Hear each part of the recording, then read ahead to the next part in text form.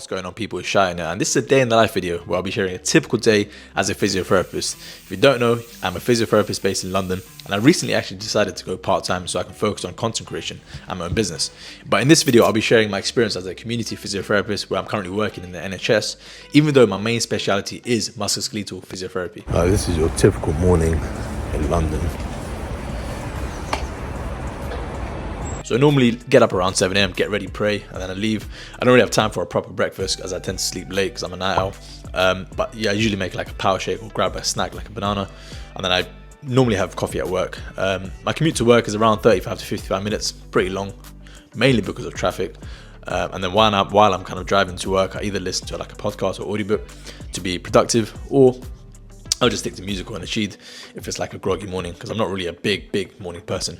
So yeah, once I'm at work, the morning routine varies depending on the speciality. So for example, in a musculoskeletal clinic, I will get ready for my first patient by reading their notes, and then straight in, you're kind of in patient, back-to-back patients, and it's pretty really fast paced. But community physiotherapy setting that I'm in at the moment, I tend to do some admin, paperwork in the morning, like notes that I didn't finish the previous day, or maybe booking some appointments.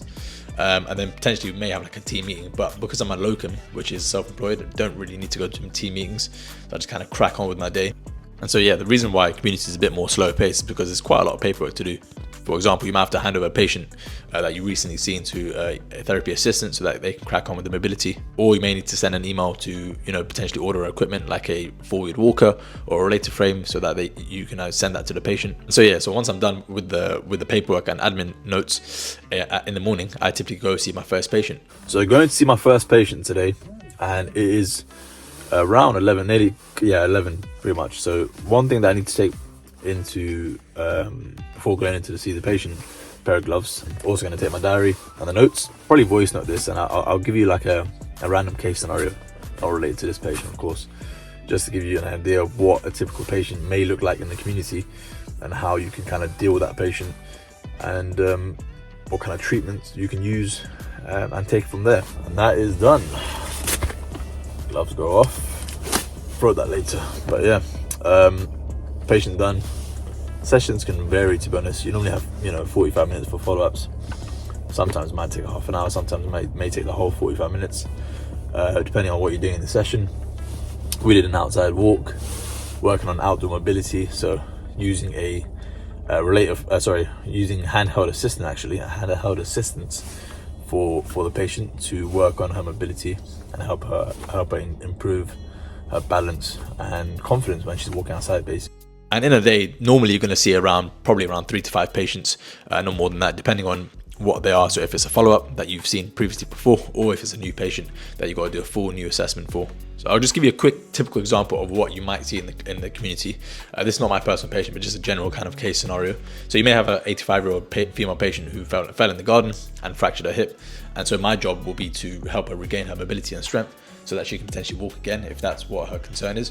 Or it may just be that her balance is quite off a little bit, and we need to work on some balance exercises to get her walking a bit more straight, for example, and prevent her from falling. Or it may just be someone who's housebound and needs some physio for their shoulder. So for example, they need to regain some mobility for the shoulder. It's quite painful at the moment, so we can go in and assess and treat that as well. So as you're out in the community, you're going to be driving to patients' houses.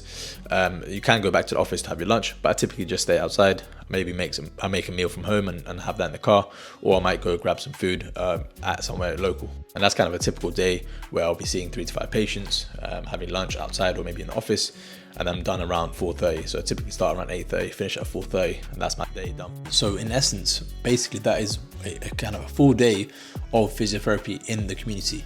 Of course, if you want to know a bit more about what you do as a physio in different specialities, then do drop a comment, because I have worked in different specialities before in the past, but my main passion is musculoskeletal, MSK. I do that private at the moment. I've gone part-time within the community setting, and I kind of focus after work. I focus on my content creation and also focus on developing a business that I'm trying to develop at the moment. And then after that, I go for training. So there's a lot to do in the day. So if you want a whole day in the life of me as well, then do let me know, and I could make that and kind of go into the details of how I kind of manage my day and how I stay productive as well. So I hope you guys enjoyed the video. Drop a like, drop a sub, all that good stuff, and I'll see you in the next one.